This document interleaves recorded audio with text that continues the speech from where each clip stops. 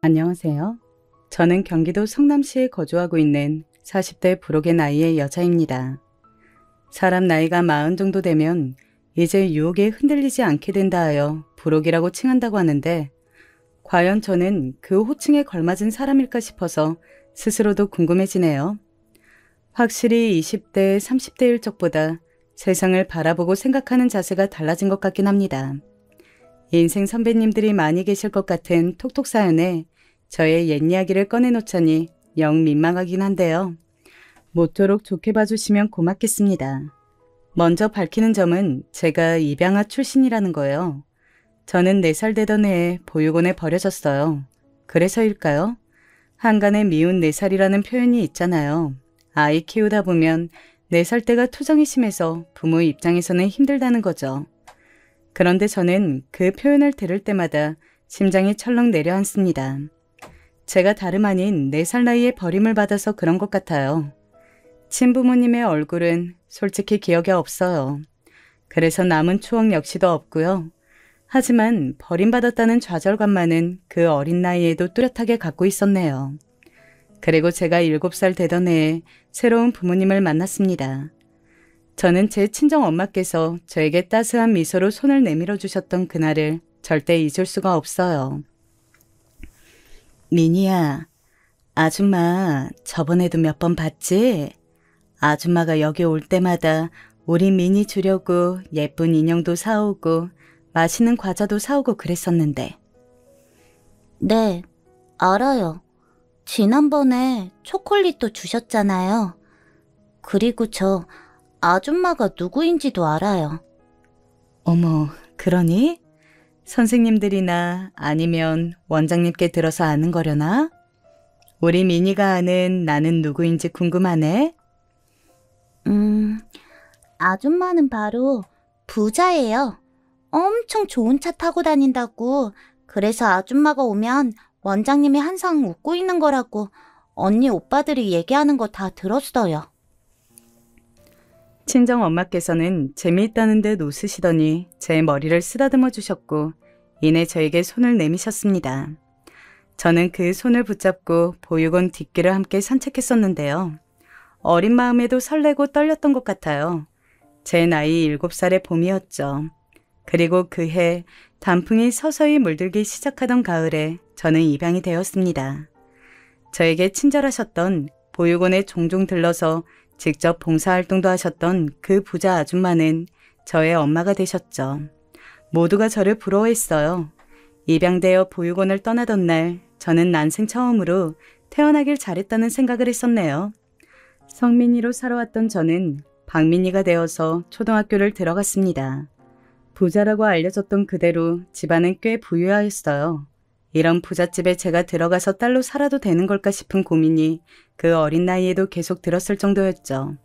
도저히 믿어지지가 않았어요.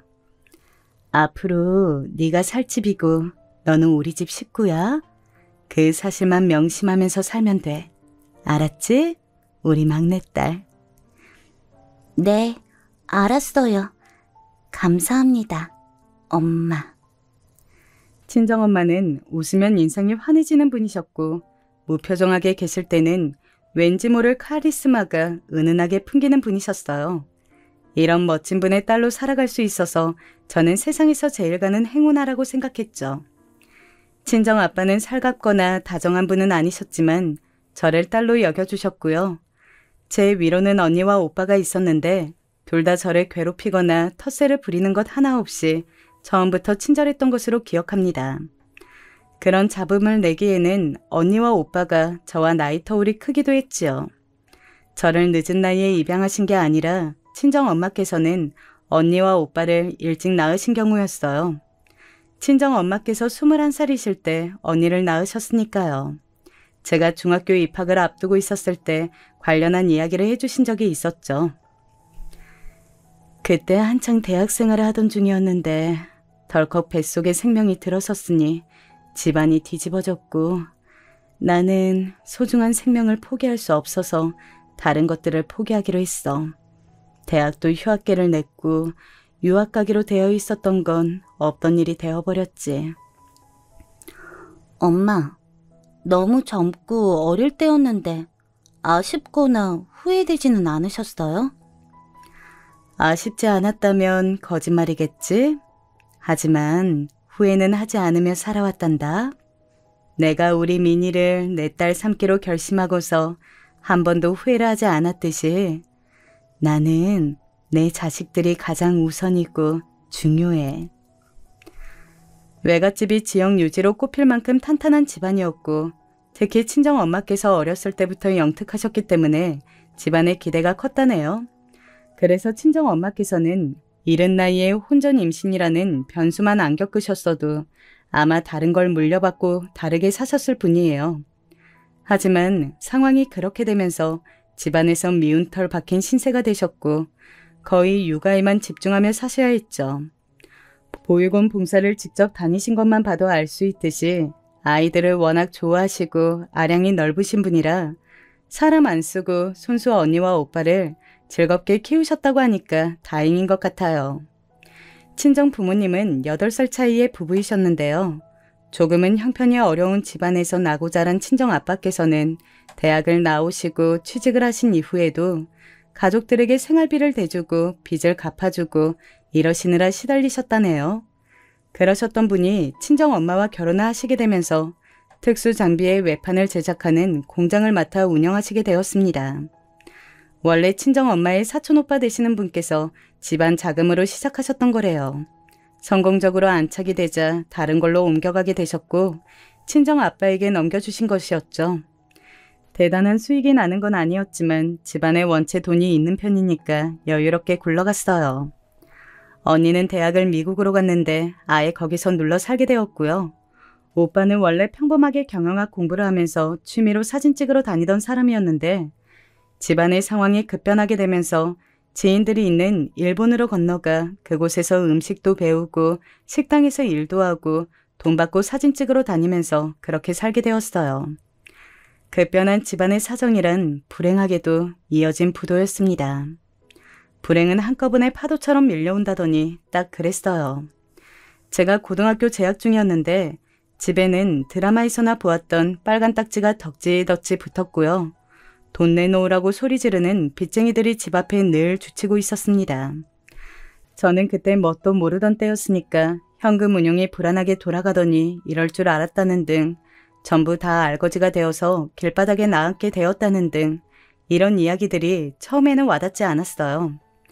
하지만 친정 엄마께서 처음으로 친정 아빠를 향해 소리 지르시는 모습을 보고 나서 집안에 닫힌 비극이 피부로 느껴졌습니다.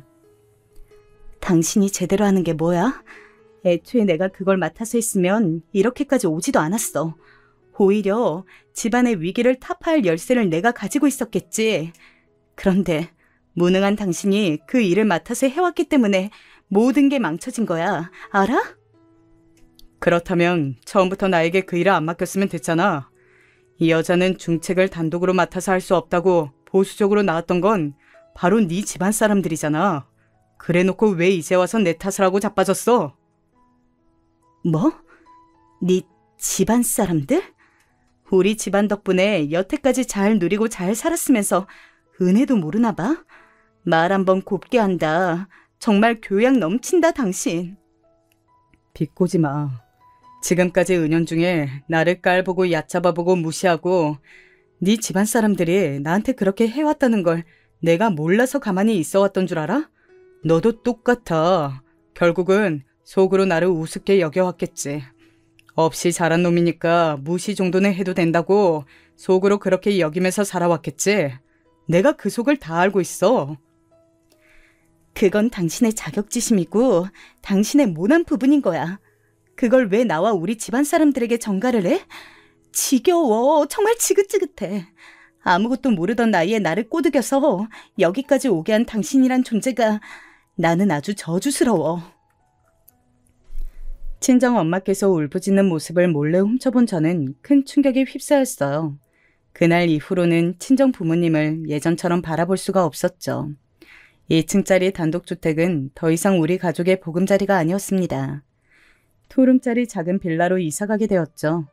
저는 고등학생이었기 때문에 다행히도 이른 아침부터 아주 늦은 밤까지 학교에 머물렀어요. 자정이 다 되어서야 집에 왔고 아침 해가 뜨자마자 등교 준비를 했죠.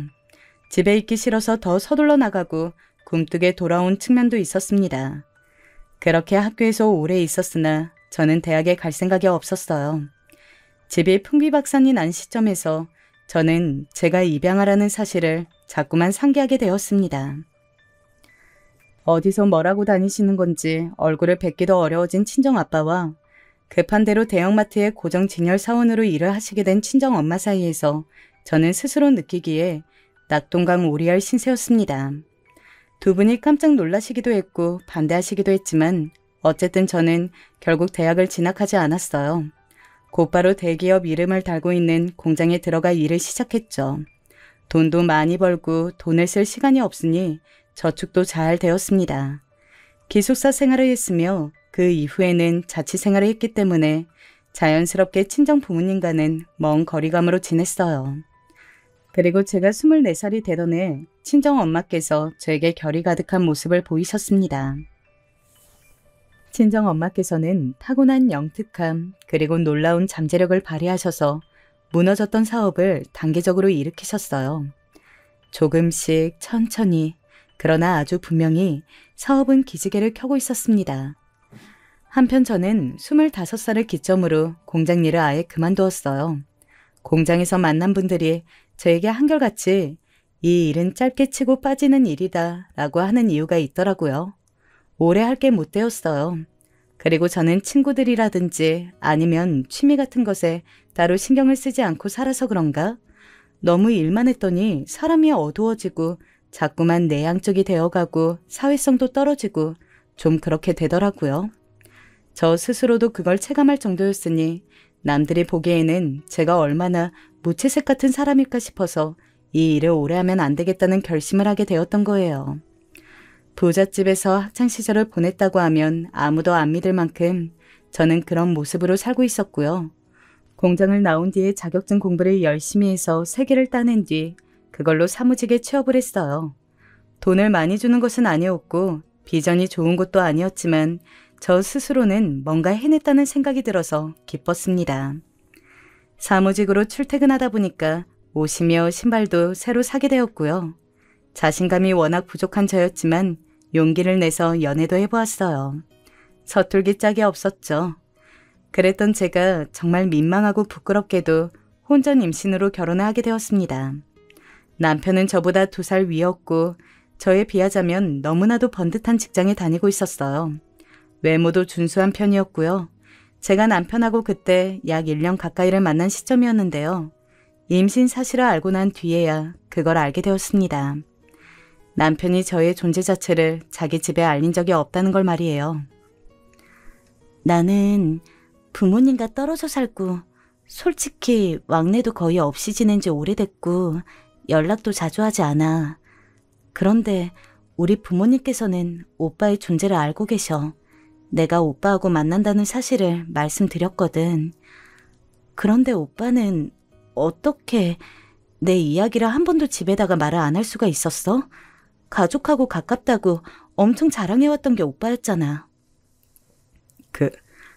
그게 나도 얘기를 한 줄 알았는데 이제 보니까 내 착각이었지 뭐야. 얘기를 한 줄 알고 그 다음부터는 그냥 안 한 거였어. 혹시 내가 부끄러워서 의도적으로 숨긴 건 아니고? 절대 아니야. 내가 너를 왜 부끄러워해. 어디에 내놔도 네가 빠지지 않을 인물인데? 이상한 오해하지 마. 나는 절대 너를 부끄러워한 적도 없고 그것 때문에 집에 네 얘기를 안 한 적도 없어.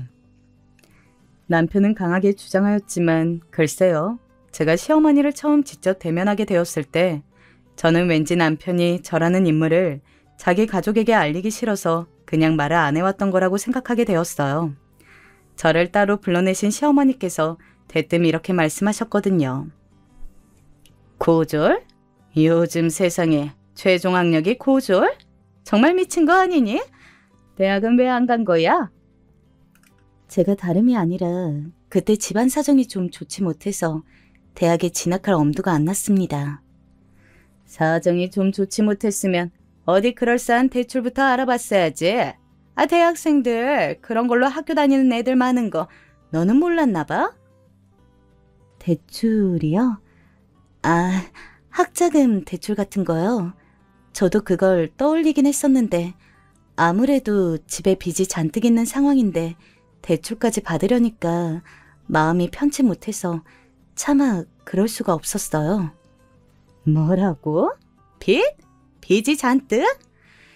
이건 난리도 아니구나. 빚 있는 집안의 고졸인데 못 배워먹은 티내고 싶어 안달이나 혼전 임시까지 덜컥 해버렸다 이거지? 이런 빌어먹을 것을 다 보았나. 이딴 덜 떨어진 개뼈다귀 같은 천치를 내가 며느리 삼아야 한다는 것에 이가 빡빡 갈리는구나. 실제로 시어머니께서는 사납게 눈매를 치켜뜨신 채 일을 빡빡 하셨어요. 그 모습이 너무 무서워서 저는 저도 모르게 눈을 아래로 내리깔았었죠. 인적 드문 카페에서 시어머니와 둘이 마주 앉아 있었던 그 순간이 당시 기준으로 제 인생에서 가장 힘든 시련이었던 것 같아요. 도대체 내가 무슨 죄를 짓고 엇벌을 쌓아왔길래 이런 어이없는 꼴을 봐야 하는지 정말 모르겠구나.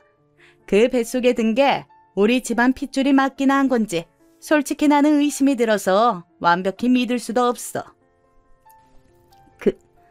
그게 무슨 말씀이세요?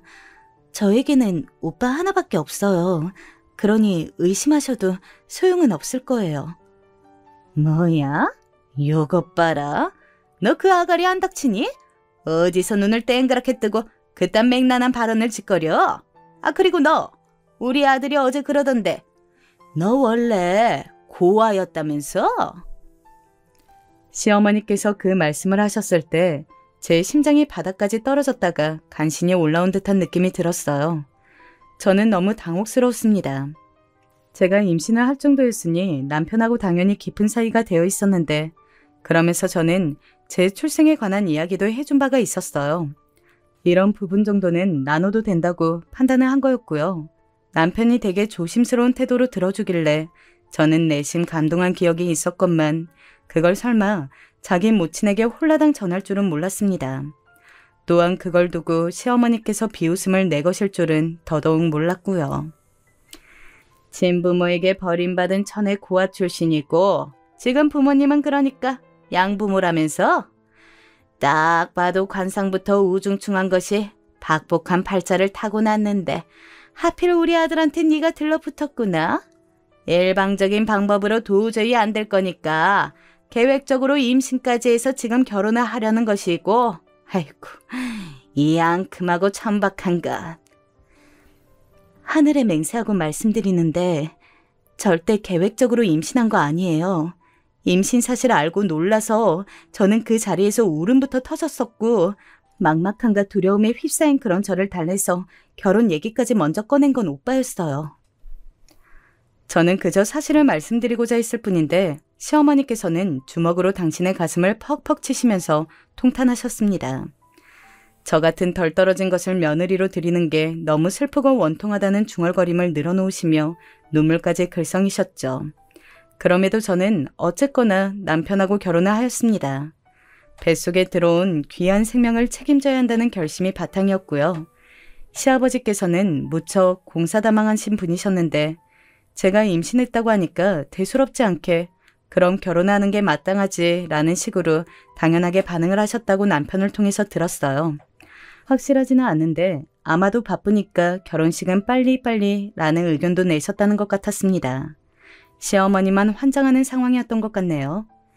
이 시기 친정엄마께서는 새로 숨결을 불어넣은 사업을 진행하시느라 눈코 뜰 새 없이 바쁘셨어요. 사이가 소원해진 채로 수년을 보내셨던 친정아빠와도 어느 정도 화해를 하셔서 함께 일을 하기 시작하셨고요. 이런 기분 좋은 변화, 행보에 제가 제동을 걸고 싶지 않았던 것 같아요.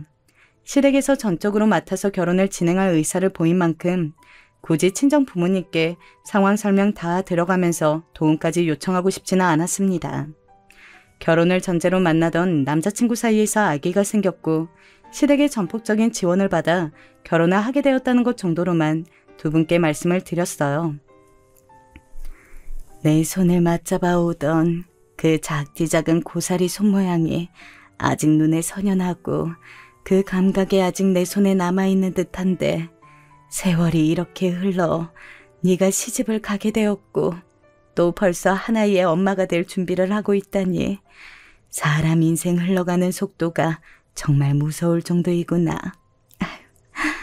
나 왜 이렇게 눈물이 날 것만 같은지. 엄마, 너무 속상해하고 아쉬워하지 마세요. 저는 시집을 가도 하나의 엄마가 되어도 앞으로도 영원히 엄마 딸일 거예요. 엄마가 저를 딸로 여겨주시는 한은 계속 그럴 거예요. 미니야, 너는 내가 가슴으로 내 자식으로 품기로 결심했던 그날부터 쭉 내 딸이었어. 그건 앞으로도 절대 변하지 않을 테니 우리가 서로가 죽는 순간까지 모녀지간인 거야. 알겠지? 친정 엄마하고 이런저런 대화를 나눴는데 이상하게 보육원 시절로 돌아가 7살의 제가 되어 친정엄마와 대화를 나누는 것만 같은 착각이 들어서 기분이 정말 이상했었죠. 저는 아직 제대로 된 어른도 되지 못하였건만 벌써 뱃속에 한 생명을 품고 있다는 게 벅잡고 감당이 안 되어서 그런 기분을 느꼈던 것 같아요. 결혼하고 나서 과연 어떤 일상이 펼쳐질지, 아이를 낳고 엄마가 되면 또 어떻게 달라질지 예상할 수가 없어서 두렵기도 했지만 한편으로는 설레기도 했었는데요. 저에게 펼쳐진 건 가시밭길이었습니다. 저는 그 고졸이라는 폄업한 단어에 갇혀 있어만 했어요. 시어머니께서는 주변의 시선, 평판 이런 것들에 굉장히 민감하신 분이었고 인맥 관리도 철저하게 하는 분이셨는데요. 그런데 바로 고졸인 저 때문에 도저히 주변에 면이 안 선다는 것이 큰 걸림돌이었나 보더라고요. 이런 빌어먹을 것을 다 보았나. 네가 우리 집안에 들어온 이후로 내가 당최 어디를 가서 떳떳하게 얼굴을 들고 있지를 못해. 혼전 임신이라는 것도 충분히 수치스러운데 여기서 만약 고졸이라는 것까지 알려지면 그야말로 개망신일까봐 내가 아예 웬만한 모임을 못 나가고 있어. 네가 이런 내 심정을 알기나 하겠니? 거기다가 천의 고아 출신이라는 것까지 떠안고 있으니 존재 자체가 아주 빌어먹었어. 네, 저 때문에 모임 못 즐기시고 못 나가게 되셔서 정말 죄송합니다. 혹시 할 거리가 떨어져서 심심하게 되신 거면 제가 뭐라도 같이 해드릴까요? 네가 뭘 같이 해줄 건데? 요게 아주 사람을 살살 약올리네. 너 어디 불난 집에 기름통 들이붓는 거야 뭐야? 아니, 저는 그냥 일도 그만둔 참인데 어머님께서도 마침 시간이 꽤 남으신 것 같으니까 동병상련끼리 함께 시간 보내면서 친목을 다지면 좋지 않으려나 하는 생각이 들어서 그냥 말씀을 드린 것뿐이에요. 기분 상하셨다면 죄송합니다. 기분이 당연히 상했고 말고 너 지금 어른 상대로 말장난하자고 기를 쓰고 나오는 거니? 동변상련? 어디서 그딴 망발을 짓거리고 앉았어?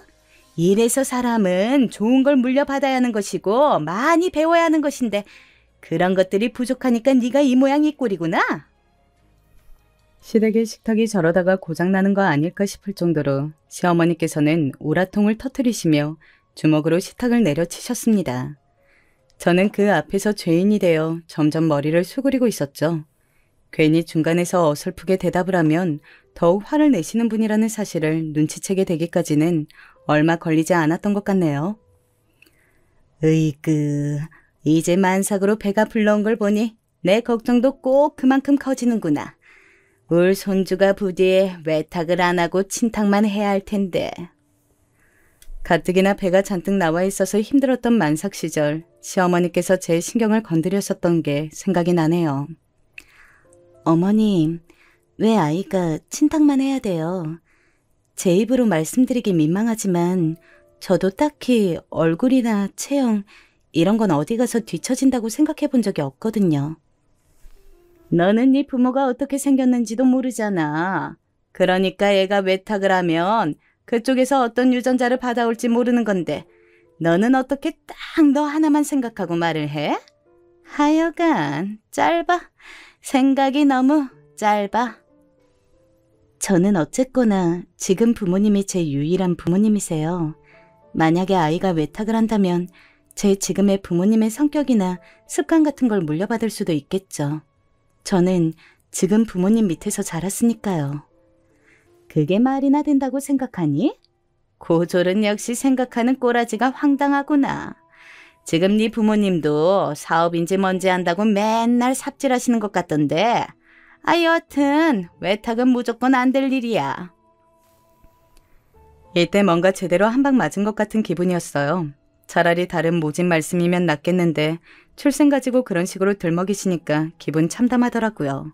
사실 이때 친정 엄마께서 본격적으로 몸집을 키워가시고 있던 사업장은 탄탄대로를 달리고 있었습니다만 저는 굳이 시댁 식구들에게 그런 사실을 발설하지는 않았네요. 그렇게 할 만한 이유가 저에게는 그만큼 없다고 스스로 판단했던 것 같아요. 저는 아주 건강한 아이를 낳았고요. 남들은 아기 낳고 나서 육아 지옥 시작이라고 하던데 저는 특이하게도 모두의 관심을 받으며 아이를 키울 수 있어서 오히려 이때가 더 좋았어요. 몸이 힘들거나 말거나 마음이 편해서 그랬나 봐요. 솔직히 혼전 임신으로 결혼을 한 거라서 그런지 남편하고 결혼 직후부터 썩 좋은 부부관계는 아니었는데요. 출산을 하고 나서 아이를 키우며 부부관계가 좀 좋아졌어요. 심적으로 가까워진 거였죠. 제가 하나부터 열까지 독박 육아를 했기 때문에 가끔은 서럽고 힘들 때도 있었지만 남들도 거의 다 이렇게 산다는 생각을 하며 이겨내려고 매 순간 애를 썼네요. 아이는 얄미울이 많지 남편만 쏙 닮아 있었고요. 그 때문에 시어머니를 비롯한 시댁 식구들이 다 아이를 물고 빨고 예뻐했으니 저로선 다행이었을지도 모르겠어요. 그렇게 지지고 볶으며 지내던 어느 날 친정 엄마로부터 슬픈 소식을 전해 들었어요.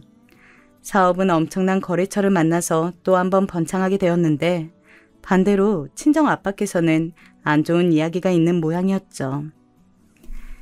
네 아빠가 건강이 많이 안 좋다는구나. 그 집안 남자들이 희한하게 몸 아픈 구석은 한 군데씩 꼭 있잖아. 네 아빠도 피해가지 못한 것인지 최근 들어 두통이 하도 심하다고 말을 자주 하길래 병원을 가봤더니 내 쪽에 이상이 있다더라. 아빠가요? 얼마나 안 좋은 거래요? 많이 심각하대요? 많이 안 좋은데 문제는 그게 수술이 어렵나 봐. 약물치료 요법으로 지켜보는 수밖에 없다고 하더구나. 그리고 이게 하루아침에 상태가 좋아졌다가 나빠졌다가를 반복하기 때문에 마음의 각오를 미리 다져놔야 좋을 것 같아. 이제 저도 아이 낳고 키우면서 결혼 생활에 적응을 하였고 친정엄마의 사업이 대성공을 거둬 자리를 잡은 참이었는데 이런 소식은 정말 맥 빠지더라고요. 한동안 기운 없이 지냈어요. 그랬더니 남편은 제 눈치를 살피면서 저에게 잘해주려고 했는데 반대로 시어머니께서는 눈에 쌍시짐을 켜셨습니다. 저것이 뭐가 잘났다고 어깨 축 늘어져서는 날 좀 보소 하면서 자기 힘든 거 알아달라고 징징대고 있어. 아휴, 보기만 해도 짜증이 나서 한 대 콱 쥐어박아주고 싶네. 그래야 정신을 좀 차릴까? 시댁에 가서 설거지를 하고 있던 날 저 들으라고 시어머니께서 큰 소리로 그렇게 혼잣말을 하셨을 때 서러워서 울분을 꾸역꾸역 삼켜야만 했네요. 친정 엄마의 환갑이 머지 않은 때였기 때문에 그나마 힘을 낼 수 있었던 걸지도 몰라요. 일적으로는 너무 바쁘셨고 개인적으로는 친정 아빠 건강 문제로 머리를 싸매셨기 때문에 친정 엄마께서는 환갑을 아주 조촐하게 챙기고 넘어가길 원하셨어요. 선물, 잔치상, 공간 대여 이런 것 등등 일절사절하셔서 회사나 거래처 등지에서도 친정엄마의 환갑을 거창하게 축하해 드릴 수가 없었죠. 나는 그냥 바람이 있다면 한 끼 식사나 같이 나누는 게 좋을 것 같아. 우리 딸, 사위, 손주 이렇게만 있어도 나는 그걸로 최고야. 엄마, 그러면 제가 식당 한번 알아볼게요. 엄마께서 잘 드시는 메뉴로 정하면 되죠? 그런데 입에 당기는 음식이 없다 그러셔서 코스 요리를 생각했던 건 백지화되었고요. 단품으로 고기나 간단히 드시고 싶어 하시기에 한우를 떠올리게 됐어요. 강남에 있는 품질 좋은 한우만 취급하기로 유명한 식당을 예약했고요. 그런데 워낙 유명하고 인기가 좋은 곳이라서 그런지 따로 룸 예약하는 건 자리가 다 차버려서 홀에서 가장 여유로운 사이드 자리를 대신 받았습니다. 어머님, 다음 주가 저희 친정엄마 환갑 되는 때예요. 아, 그래? 그러신다니? 환갑이라고 잔치라도 여신다고 하시지? 아유, 그런 건 원래 자식들이 열어주는 거지? 네가 뭐 기획이라도 했어? 딱히 그런 건 아니고요. 식사나 한 끼 같이 할까 합니다. 혹시 어머님도 생각이 있으신가요? 나보고 그 식사 자리에 낄 생각이 있냐고 묻는 거니 설마? 안 됐지만 내가 다음 주에는 선약이 쫙 있어서 안 될 것 같구나. 대단한 한갑 미리 축하드린다고 내 인사말이나 네가 전해줘. 오케이? 아, 바쁘신가 보네요. 네, 알겠습니다. 그런데 혹시 잠깐 시간 되시면 저희 친정엄마께 안부 전화 한 통 정도 넣어주시면 제가 정말 감사드릴 것 같아요. 제가 정중하게 말씀을 드렸지만 시어머니께서는 들으시는 척도 안 하시면서 고개를 휙 돌리시더군요. 차라리 벽에다가 대고 말하는 게 나을 것 같아서 저도 그냥 돌아섰습니다. 환갑 기념 식사 당일 하필이면 저희 아이가 아침 새벽부터 속이 안 좋다고 몇 번 토를 했어요. 전날 밤에 아이스크림하고 빵을 급하게 먹더니 그게 탈이 난 모양이었죠. 그러길래 왜 애한테 야식으로 그런 걸 먹게 해줘서 이 사달을 내는 거야.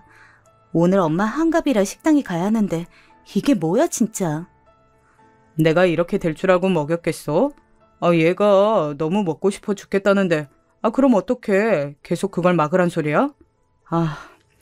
내가 얘 병원 데리고 갈 테니까 너는 먼저 준비하고 장소에 가든지 해. 주말이라 오늘 소아과 사람 미어 터질 텐데 그걸 가서 기다리겠다고? 웬일이야. 고맙기는 한데 그냥 어머님이나 형님께 부탁하는 게 낫지 않을까? 그랬다가는 분명히 꼬투리 잡고 엄청 늘어질걸. 그리고 날씨 좋은 주말에 어디 외출 계획을 안 세울 군번들이 아니야. 전화해서 애 데리고 병원 좀 가달라고 하면 환장해서 난리 칠 거야. 그냥 내가 얼른 데리고 가는 게 나아. 알았어. 그러면 병원 가서 상황 보고 나한테 연락 줘. 나는 시간 맞춰서 장소로 갈 테니까. 그래서 저는 결국 혼자 장소로 향했고요. 저와 친정엄마 둘뿐이었지만 마주보고 앉아서 이런저런 대화를 나누는 것도 나쁘지 않더라고요.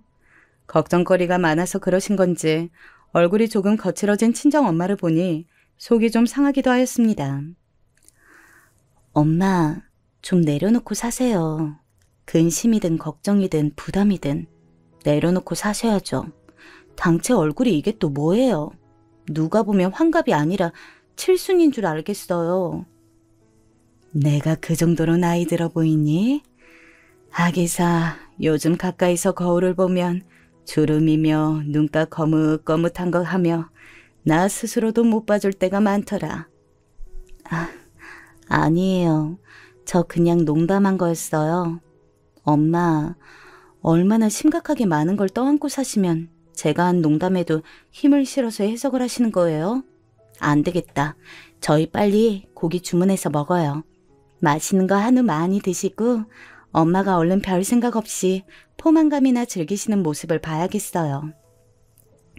그치만 윤서방이 출발을 한다고 연락을 줘야 그때 시키든지 하는 게 낫지 않을까? 지금 시키면 너무 이른 걸까 봐 살짝 걱정되는데.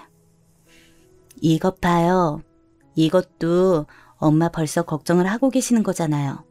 엄마의 윤서방께서는 뒤늦게 와서 고기를 먹든지 아니면 한 점도 못 먹던지 전혀 상관없으니까 엄마만 그냥 편하게 드시면 됩니다. 아셨죠? 제가 애써 답지 않게 너스레까지 떨고 나서야 친정엄마께서는 밝게 웃어 보이셨습니다.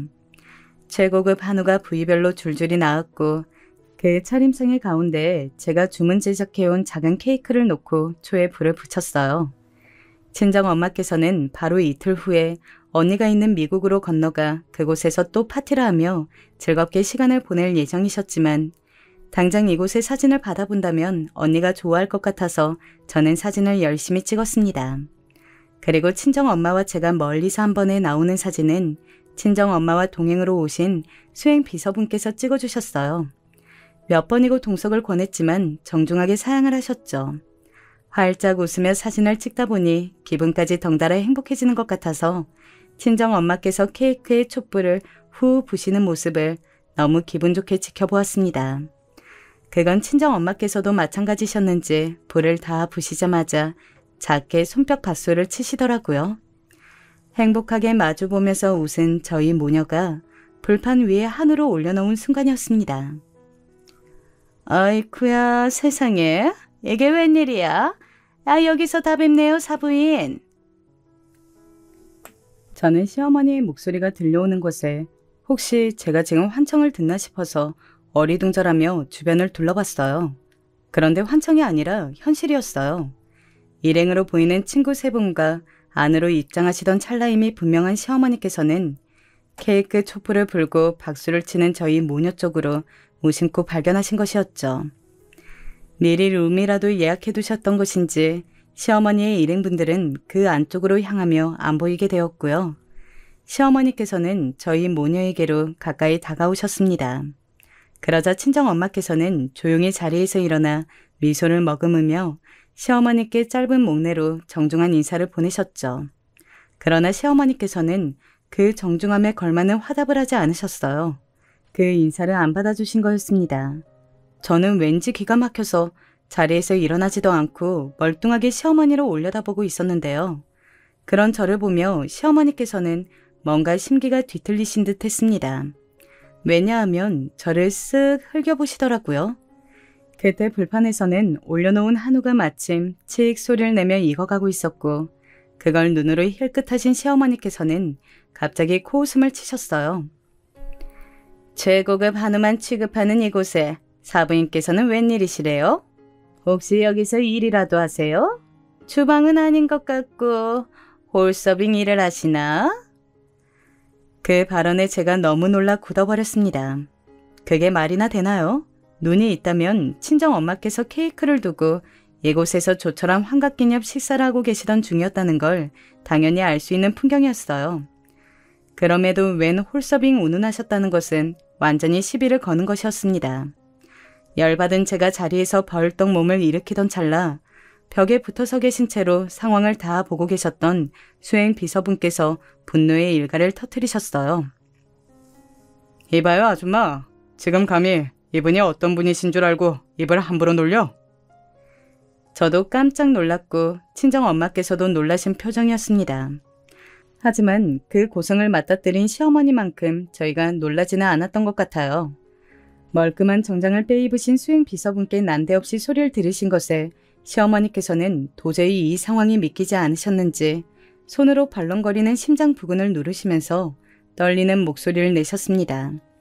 갑자기 누구신데 저한테 소리를 지르세요?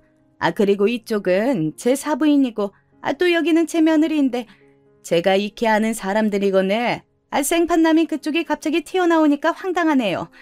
대관절 누구세요? 저는 회장님을 모시는 수행비서입니다. 저희 회장님께 적절치 못한 언행을 보이신다면 제가 좌시하지 않을 겁니다.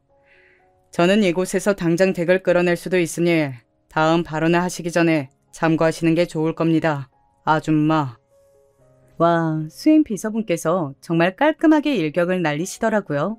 너무 멋있어서 저도 모르게 잠시 입을 벌리고 멍하게 있었네요. 반면 친정엄마께서는 은은하게 미소만 지으시더군요. 그때 시어머니께서는 휘청거리시며 믿을 수 없다는 눈길로 친정엄마를 응시하셨어요. 제가 뭔가를 잘못 들었나? 회장님이라뇨? 사부인께서 그러면 정말로 어디 회장님이라도 되신단 말이에요? 네, 맞아요 어머님. 저희 친정엄마께서는 아주 번듯한 제조업체의 회장님이세요. 그리고 여기 계신 분은 수행비서님 되시는 거 맞고요. 사부인께서 회장님이라고? 아니, 그럴 리가 없는데. 이게 대체 어떻게 된 영문이야? 그럼 네가 회장님 딸이라는 얘기가 되잖아? 현실을 부정하고 싶으신 건지 시어머니께서는 자꾸만 고개를 흔들며 말씀을 하셨는데요. 그 모습을 물끄러미 바라보시던 친정엄마께서는 가라앉은 목소리로 이렇게 말씀을 건네셨습니다. 제가 회장직을 달고 있는 사람이니 저희 딸은 그렇다면 당연히 회장 딸이 되겠죠. 제가 부족하고 못난 엄마라서 미니에게 제대로 해준 것도 없고 힘이 되어주지는 못했기에 스스로의 부끄러움을 알고 늘 전면에 나서지 못하고 지냈습니다. 그래서 부득이하게 안사돈께서는 제가 누구인지 숨긴 꼴이 되고 말았군요. 이 점 죄송하게 생각합니다. 네? 별로 죄송하게 생각 안 하셔도 되는데. 아니에요. 제가 꼭 짚고 넘어가고 싶어서 그렇습니다. 이제 밝혀졌으니 제가 안사돈께 죄송할 일은 더 없을 것 같네요. 그리고 안사돈 역시도 저에게 죄송하실 일을 만들지 않으셨으면 하는 바람이 있습니다. 이 점 그렇게 해주실 수 있겠노라고 동의하시겠습니까? 조용하고 부드럽지만 단호한 친정엄마의 전매특허 카리스마가 발휘된 순간이었어요. 시어머니께서는 이제 완전히 혼이 빠지신 몰골이 되어 멍하게 고개만 위아래로 흔드시는 게 다였습니다. 그러자 친정엄마께서는 눈을 가늘게 뜨시며 못마땅하시다는 듯 그 모습을 보셨죠. 확실히 동의하신 것인지 제가 확인하기 어려운데요. 직접 소리내어 말씀해 주셨으면 좋겠군요. 그렇게 해주실 수 있죠? 안사돈? 네? 네, 물론이죠. 앞으로 죄송할 일은 제가 만드는 법이 없을 겁니다. 믿겠습니다. 제가 염두에 둔 그 죄송한 일이라는 게 제 딸 미니를 말하는 것임을 안사돈이 모른 척 하실 만큼 우매하다고 여기진 않아요. 앞으로 좋은 사돈지간 그리고 좋은 고부관계에 이어지길 기대하겠습니다. 그럼 이만 자리를 비켜주시겠어요? 딸과의 오붓한 시간을 더는 방해받고 싶지 않네요. 친정엄마께서 고요한 음성으로 말씀하시며 자리에 앉으셨고 시어머니께서는 어느덧 얼굴이 잘 익은 홍시처럼 되신 채로 급하게 고개를 꾸벅하시더니 돌아서셨어요. 그런데 그때 보니까 시어머니의 일행 되시는 분들이 룸에 안 계시고 다들 홀 쪽으로 나와서 여기를 구경하고 계셨더라고요. 아마도 대화를 다 들으셨을 테죠. 돌아서시고는 그 일행분들을 발견하신 시어머니께서 눈에 띄게 흠칫하시더니 이내 그분들에게 짧게 뭐라고 말씀을 전하시고는 황급히 출입구 쪽으로 사라지시더라고요. 뭔가 상황이 지금 감당이 안 될 것 같으니까 도망을 택하신 것이었죠. 저는 잘 익은 최고급 한우고기를 친정엄마와 구워 먹으며 도란도란 대화를 나누었는데요. 지금까지 제가 굳이 밝히지 않았던 시어머니와의 각종 이야기들을 그 자리에서 친정엄마에게 많이 털어놓았습니다. 미니야, 앞으로는 절대 당하지도 참지도 마. 엄마야말로 인내의 달인 아니에요?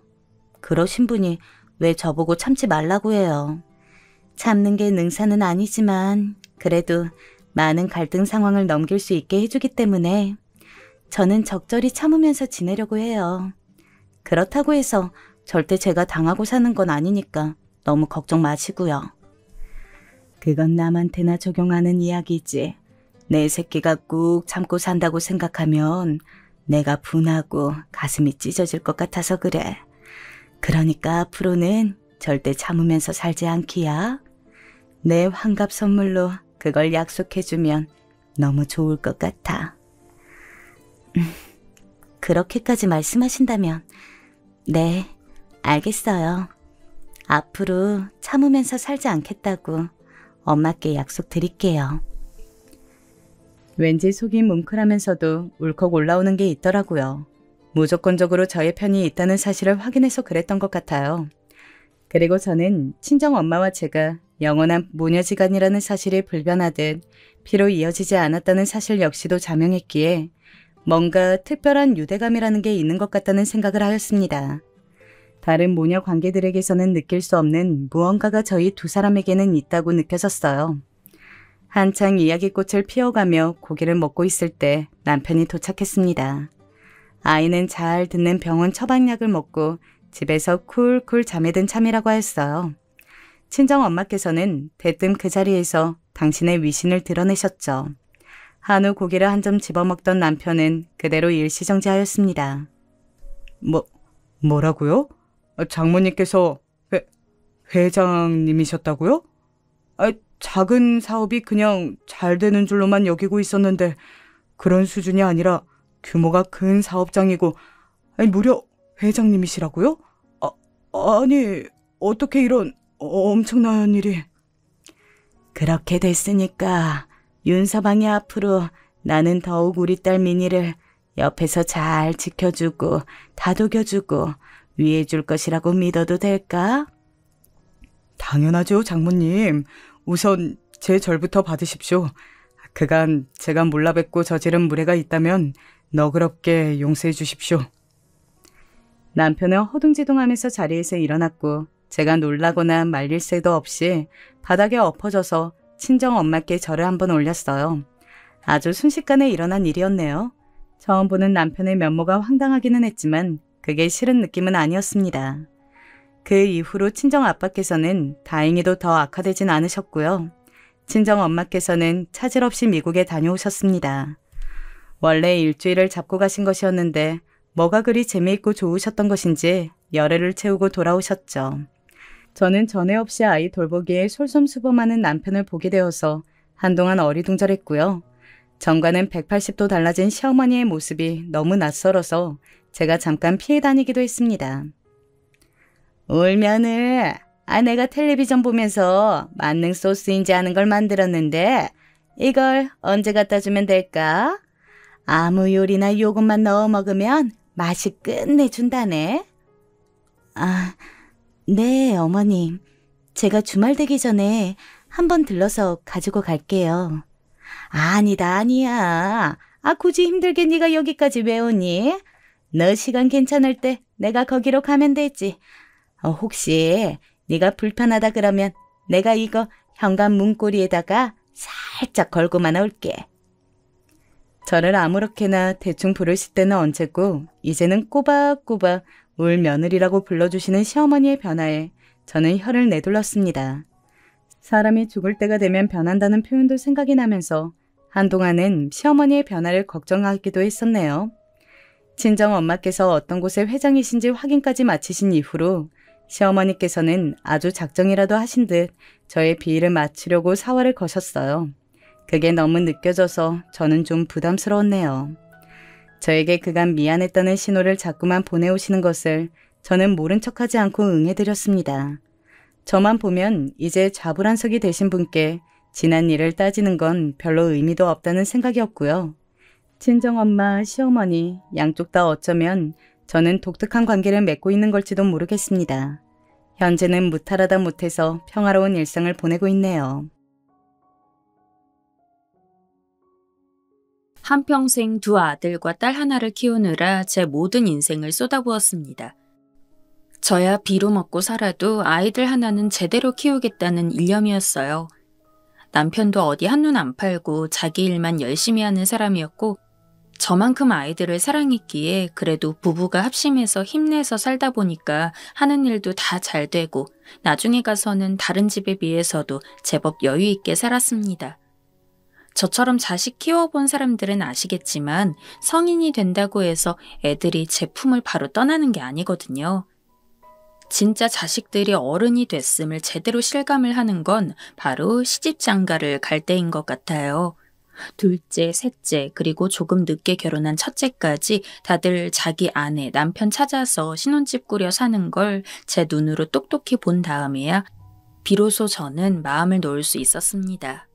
제 남편도 저도 자식들 키우느라 폭삭 늙었지만 그래도 제법 서로를 좋아했고 긴 세월 동안 정이 쌓여 있었기 때문에 이제는 우리 둘만의 시간을 보내리라 다짐했습니다. 여보, 우리도 어디 여행이나 좀 다녀올까요? 애들 키우느라 바빠서 여행은커녕 외식도 몇 번 못했는데 이젠 애들도 다 결혼했으니 지금부터라도 우리 둘만의 인생을 살아야죠. 남편의 주름진 손을 잡으면서 했던 저의 말이 아직까지 기억에 남습니다.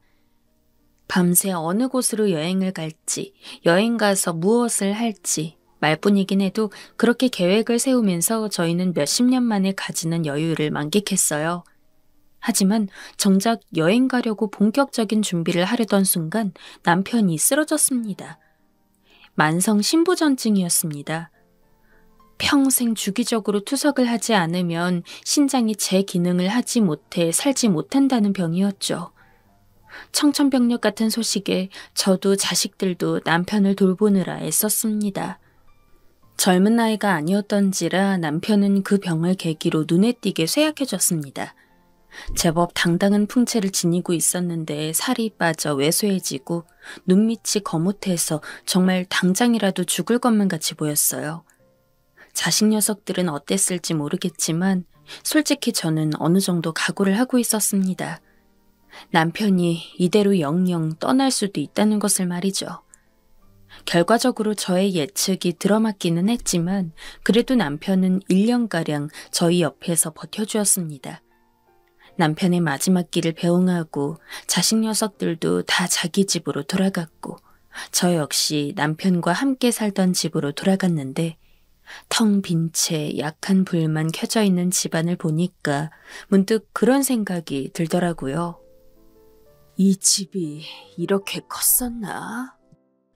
애초에 평수가 무척 넓은 집이었기에 남편과 있을 때도 집이 크다는 느낌을 받았습니다. 하지만 남편이 없는 이 집은 크다 못해 제 마음을 너무도 허전하게 만들었습니다. 불과 얼마 전까지도 남편과 함께하던 집에서 혼자 살아야 한다는 것은 제 생각보다 더욱더 큰 각오가 필요한 일이었습니다. 하지만 자식 녀석들 괜히 신경 쓸까봐 나는 괜찮다. 네 아버지 몸이 워낙 안 좋아서 나는 어느 정도 이럴 것도 생각을 하고 있었어. 괜히 내 걱정하지 말고 너희는 너희 삶 잘 살아라. 라며 의연한 척 굴었습니다. 혼자 있고 싶지가 않아서 일부러 생전 가지도 않던 동네 경로당에도 들르고 비슷한 나이대의 할아버지 할머니들과 어울려도 보고 늦게까지 산책을 하러 오기도 했습니다. 하지만 무엇을 하다 와도 집에만 들어오면 남편이 없다는 사실이 뼈에 사무쳤습니다. 스스로도 여실히 느껴질 정도로 말이죠. 참 두려웠던 것 같습니다. 살면서 많은 이들의 죽음을 보았지만 이렇게까지 정말로 혼자 남았다는 생각이 드는 상황은 처음이었습니다. 혼자서 누구에게 말도 못하고 끙끙 앓는 나날들이 이어졌습니다. 그때 저조차도 예상치 못하게 저를 도와준 사람이 있었습니다. 바로 장남내외였습니다.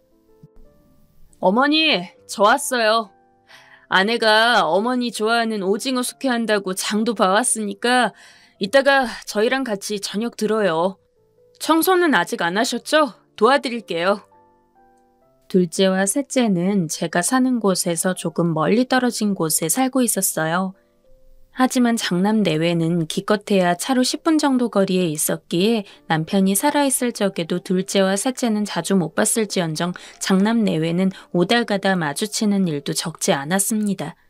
솔직히 남편 죽고 장남한테 조금은 기대고 싶은 마음이 없던 것은 아닙니다. 하지만 부모로서 자기 가정 꾸린 아들 녀석한테 짐을 떠넘기기가 싫어서 혼자 버티고 있었던 거예요. 괜히 전화라도 하거나 얼굴 보면 약해질까봐 연락도 제대로 안 하고 있었는데 장남 내외는 먼저 저를 찾아주었습니다. 남편을 잃고 혼자 남은 제가 걱정이 된다는 것이 이유였죠. 장남이랑 며느리가 따뜻한 말을 골라 저한테 그렇게 이야기를 하는데 나이 먹고 주책이지만 눈물이 찔끔찔끔 날 뻔했습니다. 사실 장남은 저희 부부 애를 많이 태웠습니다. 바로 결혼 때문이었죠. 40이 넘어서도 장가를 가지 않아 골머리를 썩혔었는데 결국 좋은 신부감을 얻어 지금 이 애미한테 큰 힘이 되어주니 그래도 내가 자식놈 하나는 제대로 키웠다 싶고 며느리도 너무 마음씨 예쁘고 성품이 곱다는 생각이 들고 그렇게 먼저 저한테 괜찮다고 이야기를 해주니까 저도 그때부터는 쓸데없는 고집을 부리지 않았습니다. 연락을 하고 싶다는 생각이 들면 장남 내외가 집에 있을 것 같은 시간에 전화도 걸고 손주도 볼 겸 제가 집에 가기도 했습니다. 둘째와 셋째도 제 걱정이 됐는지 종종 안부 연락을 했는데 만약 이전처럼 혼자 있었으면 마냥 행복하고 기쁘게 받을 수 없었겠지만 장남 내외가 계속해서 저를 많이 도와주고 함께 있어줘서 그때서야말로 진심으로 자식들한테 나 정말로 괜찮다 라고 이야기할 수 있었습니다. 그렇게 장남 내외는 1년을 넘게 제 곁에서 함께 지냈어요. 같은 집에서 살지는 않았지만 못해도 일주일에 3번 이상은 얼굴을 보았습니다. 종종 죽은 남편이 생각나지 않은 것은 아니었지만 처음처럼 외롭지는 않았습니다. 그렇게 살고 있는데 어느 날 장남이 제게 그러더군요. 어머니, 혼자서 이 아파트에 살긴 조금 힘들지 않으세요? 물론 저랑 아내가 자주 찾아오긴 하지만 그래도 어머니가 혼자 있는 시간이 긴데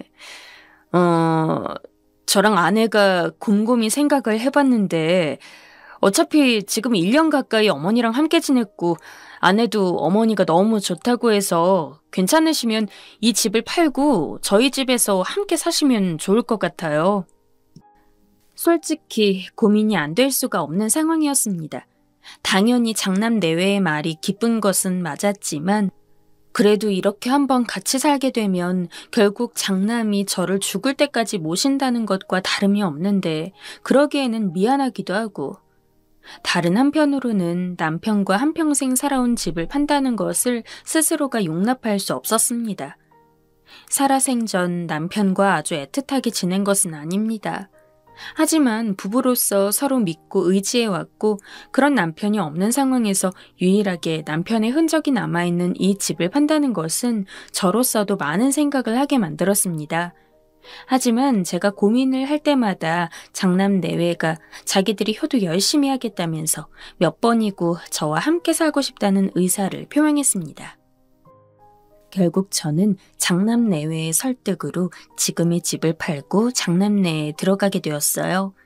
살던 곳보다 집은 조금 좁았지만 혼자가 아닌 다른 가족들과 함께 있을 수 있다는 것은 제게 너무나도 큰 위안이 되었어요. 장남이나 며느리가 일을 하러 나가더라도 집에 손주들이 있으니 손주들을 돌보며 지냈고 주말이면 가끔 장남이 어머니 외식하러 가요 라고 하며 온 가족이서 고기도 구워 먹고 그랬습니다. 그렇게까지 하니 당연히 장남 내외에게 고마운 게 많을 수밖에 없었죠. 그래서 손주놈들 밥도 가끔씩 차리고 청소기도 돌리고 그랬습니다. 그렇게 몇 달을 지냈더니 처음에는 조금 어색하던 집도 이제는 익숙하고 그러더군요. 그러던 어느 날 원래 같았으면 진즉 귀가를 하고도 남았을 아들이 늦게 오더라고요. 며느리에게 물어봐도 글쎄요, 오늘 야근한다고 그랬었나? 하면서 모르는 눈치고 근래 들어서 그렇게까지 늦게 들어온 적이 없었기 때문에 저는 자연스럽게 걱정이 됐습니다. 며느리는 일을 나가야 하기 때문에 먼저 재우고 저 혼자서 새벽까지 깨어있는데 한 2시에서 3시가 될 무렵에 아들이 들어왔어요. 잔뜩 술에 취해 있는 상황이었죠. 평소 술도 잘 안 먹는 녀석이 웬일인가 했습니다. 그런데 장남이 거실에 앉아있는 저를 보더니 갑자기 눈물을 펑펑 흘리는 겁니다. 너무 깜짝 놀라서 그만 다가가서 왜? 무슨 일이야? 라며 달래려 들어도 아들 녀석은 입술을 꽉 깨물면서 울기 바빴습니다. 나이도 50은 넘게 먹은 녀석이 뭐가 이리 슬픈 일이 있어서 눈물을 흘리는지 간신히 진정시키고 거실에 마주 앉아서 이야기를 나누었어요. 너 요새 뭐 힘든 일 있니? 평생 술도 한번 제대로 안 마셔본 놈이 이렇게까지 취해가지고 새벽에 들어오고. 어머니, 저 사실은... 아들은 제 앞에서 길고 긴 이야기를 꺼냈습니다. 회사를 잘 다니고 있던 아들은 몇 달 전부터 회사를 그만두고 자기 사업을 할 생각으로 사업 준비를 하고 있었던 것 같습니다. 생각보다 점점 규모가 커져서 이제는 제대로 들어가서 일을 그만두고 사업에 집중해야 할 시기라고 생각을 해서 사직서까지 내고 추가적인 투자를 좀 받아보려고 여기저기 알아보고 있었다고 합니다. 그런데 그러던 와중에 함께 사업을 하기로 했던 친구가 중요한 자료를 빼가지고 도망을 갔다고 하더라고요. 덕분에 상승 궤도에 거의 들어섰던 사업이 사실상 망하게 생겨 그 충격으로 밤 늦은 시간까지 술을 마시고 한탄을 하다가 온 것이었습니다. 어머니, 이런 말 하는 거 정말 염치 없지만 저 좀 도와주실 수 있으세요? 사업 잘 되면 제가 꼭 다 갚을게요. 아직 애들도 어린데 저 이대로 무너질 수 없어요. 어머니, 저 좀 제발 살려주세요. 한평생 살면서 저한테 돈 달라는 소리 한 번도 안 했던 장남입니다. 그런데 얼마나 힘들었으면 50살이 넘어서 늙은 애미한테 안겨 펑펑 우는 장남을 보고 있자니 가슴이 심하게 요동쳤습니다. 안쓰럽고 짠하고. 그날 밤 저는 장남을 꽉 껴안아주고 다독여줬습니다. 그리고 제가 남편을 잃고 혼자 외로워하며 힘들었을 때 장남이 도와줬던 것들이 스쳐 지나가기도 하고 아직 어린 손주들을 보고 있자니 장남의 성공을 도와야만 했습니다. 그래서 저는 조금 고민을 하다가 이전에 살던 아파트를 판 돈 9억을 아들에게 넘겨주었습니다. 아들은 그런 제 앞에서 무릎을 꿇고 연신 고맙다고 자기가 정말 잘하겠다며 또다시 재차 눈물을 흘렸습니다. 그리고 저는 조용히 그런 아들의 등을 토닥거렸어요. 인생이 다 그런 거라고. 그렇게 힘든 일을 겪고 나면은 비온 뒤에 땅이 굳듯이 더 위로 도약할 수 있는 발판이 마련될 거라고요. 그 9억을 넘겨준 뒤 확실히 장남 내외는 이전보다 훨씬 더 편해진 얼굴이었습니다. 하지만 그것과는 별개로 이상한 일이 생겼습니다. 분명 그 전까지만 해도 저한테 죽고는 못 살 듯이 잘해주던 아들과 며느리가 저를 대하는 태도가 달라지는 겁니다. 시작은 무척이나 작은 것이었어요. 어차피 다 늙어서 할 일도 없고 그렇다고 해서 매일같이 만나고 싶을 만한 친구가 동네에 있는 것도 아니라서 저는 늘 평일이나 주말이나 오후 늦지막한 시간까지 잠을 잤습니다. 그래서 보통 자기들이 먼저 밥을 먹고 제가 일어났을 시간에 맞춰서 한 번 더 밥을 차리곤 했습니다. 그런데 평소에는 전혀 그런 말을 안 하다가 그날도 여느 때처럼 오후 4시쯤 기상을 해서 밥을 먹기 위해서 거실로 나가는데 며느리가 저한테 그러더라고요. 어머님, 다음부터는 저희 식사하는 시간 맞춰서 일어나 주세요. 어머님이 혼자 너무 늦게 일어나셔서 제가 밥을 2번 차려야 하는데 솔직히 그거 너무 번거롭거든요. 며느리 입장에서 번거로울 수 있다는 걸 모르는 게 아닙니다. 다만 함께 사는 몇 년간 단 한 번도 이야기하지 않았던 부분에 대해서 너무 새삼스럽게 이야기를 하니 제 입장에서는 좀 당황스럽더라고요. 그리고 왠지 모르게 서운하더군요. 그래도 며느리가 불편하다고 한 만큼 알았다고 하고서 이후부터는 시간에 맞춰 일어나서 일찍 밥을 먹고 잠이 모자라면 그 이후에 자고 그랬습니다. 하지만 거기서 그치지 않았습니다. 어머니, 제가 검은 옷 빨래는 따로 놓으라고 말씀드렸잖아요. 계속 세탁기 안에 넣어두시면 어떡해요. 어머님이 자꾸 이러시면 제가 계속 쓸데없이 일을 해야 하잖아요. 전에는 애초에 말조차도 꺼내지 않았을 것들을 가지고 며느리가 과하게 언성을 높이는 일들이 많았어요. 그렇다고 해서 장남한테 호소할 분위기도 아니었습니다. 평소에 집에 들어오면 장남이 와서 늘 저한테 말도 걸고 오늘 뭐 하셨냐, 뭘 드셨냐 이런 거 묻고 그랬는데 이제는 집에 와서 저를 보더라도 흘낏 눈길만 주고는 아무 말도 거의 없는 사람인 것처럼 굴었어요. 분위기를 적응할 수가 없었습니다. 게다가 그걸로도 모자라서 아들이 제게 말도 안 되는 이야기까지 하더라고요. 참, 그 말을 듣고 얼마나 눈물이 나던지.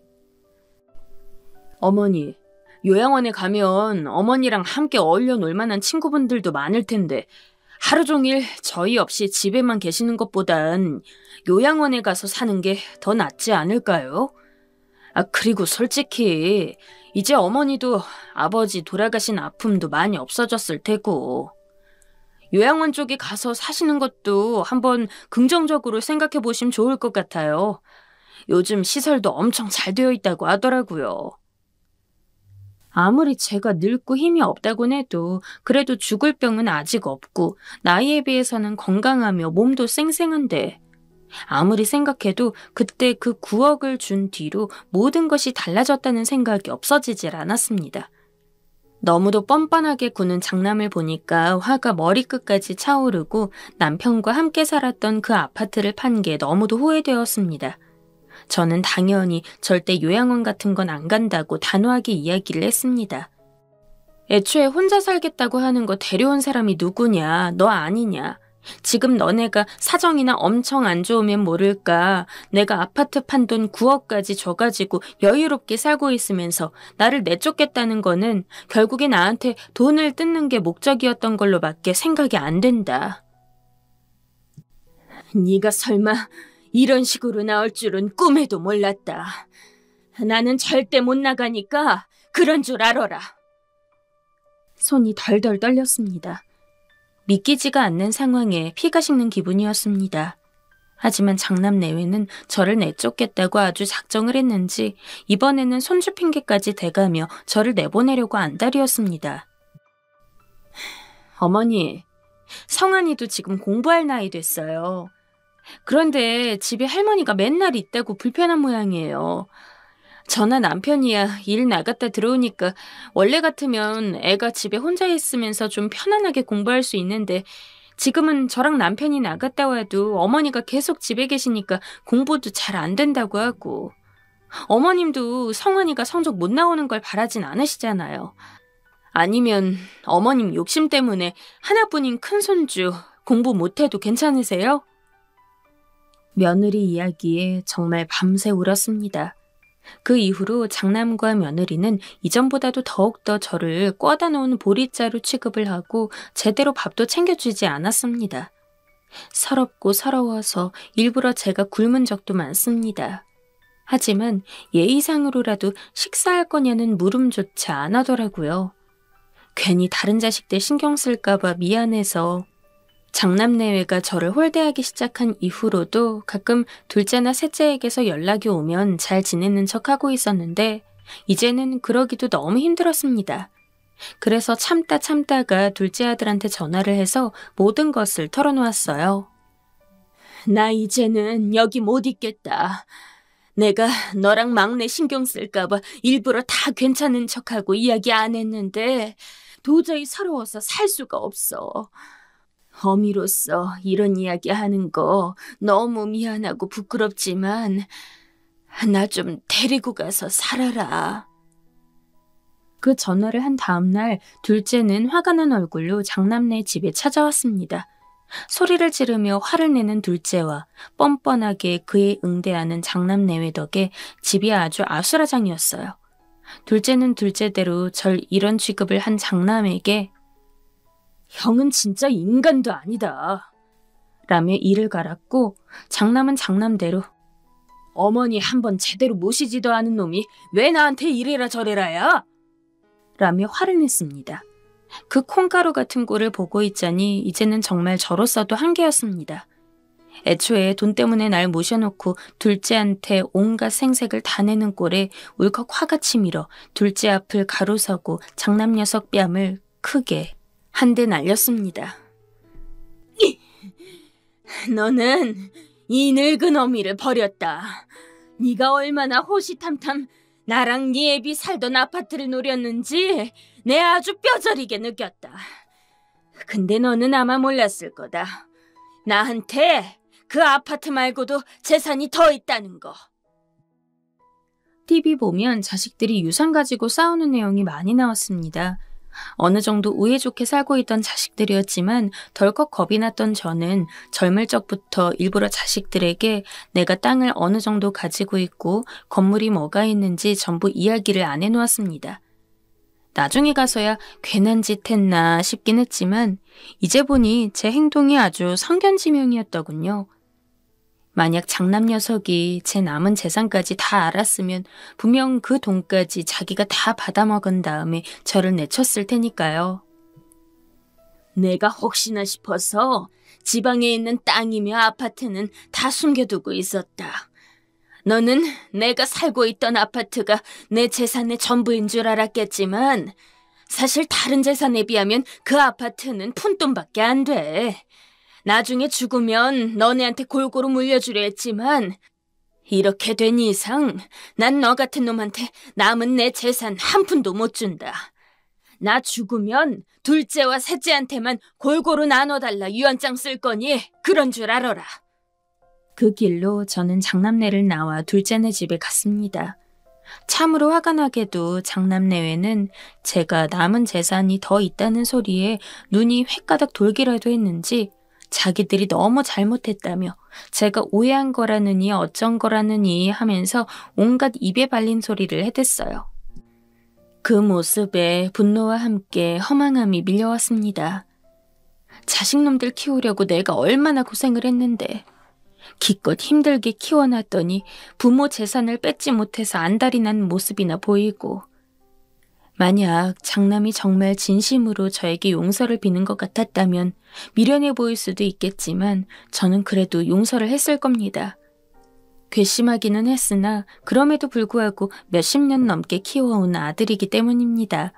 하지만 무릎을 꿇고 비는 장남의 행태에는 진정성이 하나도 없었습니다.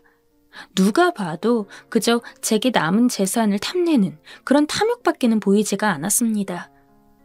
혹시나 하는 희망을 가졌지만 마음이 저 바닥까지 떨어졌습니다. 이제는 정말 남남으로 살 생각으로 장남 내외 번호도 다 차단을 해두었고 셋째에게도 전화를 해서 너희 첫째 오빠랑 나 연 끊었다. 그러니 혹시 너한테 전화 와서 나랑 연락되냐고 물어도 절대 이야기해주지 말아라. 라며 못을 박았습니다. 한참을 저랑 연락을 하려던 장남 내외는 제가 연락을 안 받자 한동안 조용한가 싶었습니다. 저도 이제야 모든 게 끝났구나 하고 안도의 한숨을 쉬었습니다.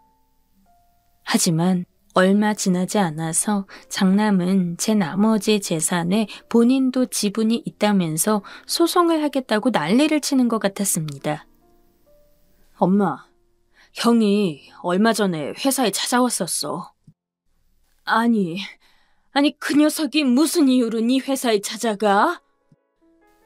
엄마가 가지고 있는 재산 이야기를 하더라.